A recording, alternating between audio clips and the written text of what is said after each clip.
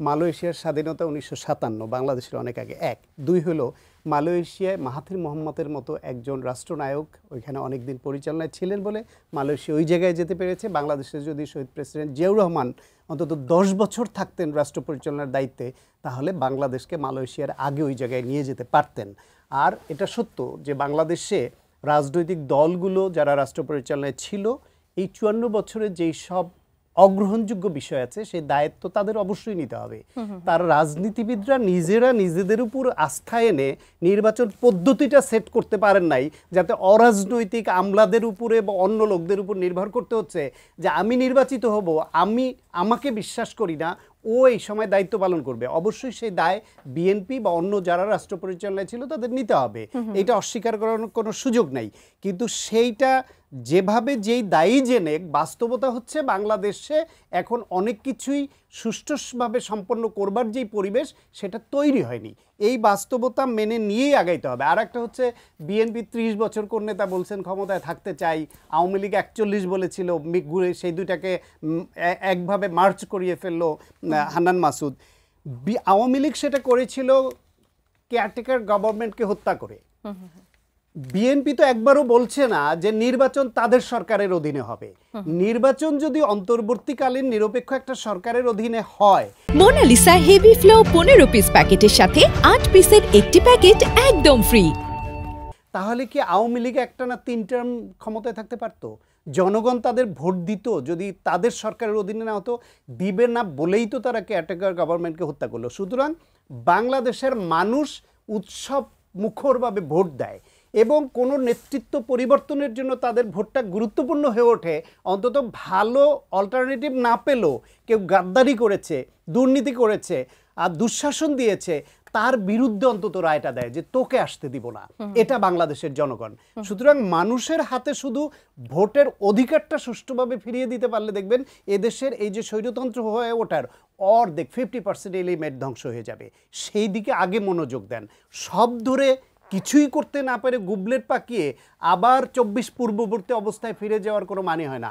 এগুতে হলে সমঝোতায় আসতে হয়। আর আপনি যেটা বলছেন মব জাস্টিস, একটা দেশে যখন বিচার ব্যবস্থার প্রতি মানুষের আস্থা কমতে কমতে এমন পর্যায়ে হয় যে এইখানে আমার সন্তান মারা গেলে বলতে হয় মাননীয় প্রধানমন্ত্রী আমার সন্তান হত্যার বিচার চাই। একটা চুরি হলে, ভ্যানিটি ব্যাগ চুরি হলে রাস্তা থেকে এক মহিলাকে বলতে হয় মাননীয় প্রধানমন্ত্রী রাস্তায় আমরা চলতে পারি না। সব কিছু ওনাকে বলতে হতো। আর সেই ব্যবস্থায় বিচার ব্যবস্থা, তদন্ত ব্যবস্থা সব এমনভাবে ভেঙে পড়েছে যে আস্থার সংকট তৈরি হয়েছে।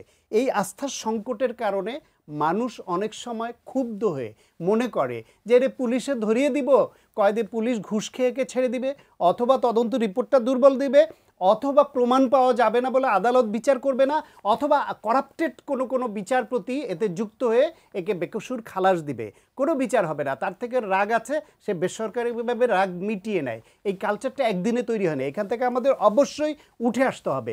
রাজনৈতিক দলের নেতা হিসেবে তারেক রহমান অত্যন্ত বিচক্ষণতার সঙ্গে স্টেটমেন্ট করেছেন। কিন্তু একটা কথা আমি বলি, সাম্প্রতিককালে মব জাস্টিস নিয়ে যে কথাটা উঠলো, এটা নিন্দা করে আমি নিজে ফেসবুকে পোস্ট দিয়েছি, পত্রিকায় আমি পোস্ট এডিটোরিয়াল লিখেছি এবং এটাকে নিন্দা করে এবং এর সমাধান কিভাবে করে কিন্তু আপনি বলেন যে এই যে 10 মাস এই সরকারের চলে গেল, বিএনপি সহ এনসিপি সহ সব দল থেকে বলা হয়নি যে 3টি নির্বাচনের কারিগর 3 সিইসি তাদেরকে আইনের আওতায় আনতে হবে, বলেনি যে তত্ত্বাবধায়ক সরকার ব্যবস্থাকে হত্যা করে বাংলাদেশে এই ফ্যাসিবাদকে যে পোক্ত করার যে বীজটা বপন করেছে বিচারপতি খায়রুল হক, তাকে বিচারের আওতায় আনতে হবে। খায়রুল হক কি করে বিদেশ চলে যায়?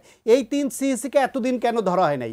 তারপরে বিএনপি যখন মামলা করলো, মামলা করবার পরে বিএনপির নেতারা মনে করেছে, কর্মীরা কিছু মনে করেছে, লোকাল কর্মীরা, যে এখনও শুধু বিএনপি ছিল না, জামায়াত ইসলাম বা অন্যদেরও কেউ ছিল, যে তারা মনে করেছে যে এদেরকে এখনও পুলিশ ধরবে না, হয়তো পালিয়ে যাওয়ার সুযোগ পাবে, এদেরকে ধরে পুলিশের হাতে সোপর্দ করা দরকার। তার মধ্যে কিছু কিছু উচ্ছৃঙ্খল থাকে, তারা এরকম একটা কাণ্ড ঘটিয়ে ফেলেছে, অত্যন্ত ন্যাক্কারজনকভাবে ঘটিয়েছে। কিন্তু আপনি এখানে শুধু মব জাস্টিস যারা করছে এইটার তো অবশ্যই গ্রহণযোগ্য না, বিচার হতে হবে। কিন্তু গোটা জাতির মধ্যে মব জাস্টিসের কালচার যারা তৈরি করেছে তারাই আজকে নিন্দা করছে, তারা আজকে বাহবা কুড়াচ্ছে, তারা কেন এতদিন এই মব জাস্টিস হওয়ার মতো পরিস্থিতি দেশে কেন তৈরি তৈরি করেছে? করলো? জি। সুতরাং এই দায় তাদের নিতে হবে এবং যারা করছে তাদেরকে মনে করতে হবে যে 16 বছর যা হয়েছে, অতীতে যা হয়েছে, সেইখান থেকে বেরিয়ে আসবার জন্যই 24-এর অভ্যুত্থান। এখন আমরা সে পথে যাব না।